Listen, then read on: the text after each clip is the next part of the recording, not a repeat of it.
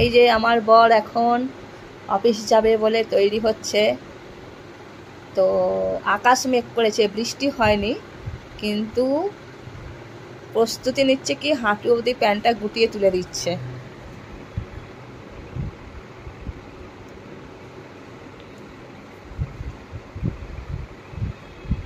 আমার বর খুব সাবধানী,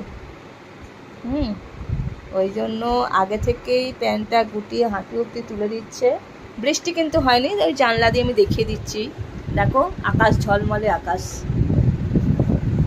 রোদ্দুরে উঠেছে, ঝলমলে আকাশ, কোথাও এক ফোঁটা মেঘের চিহ্ন নেই। কিন্তু আমার বর প্রস্তুতি নিয়ে নিল প্যান্ট গুটিয়ে।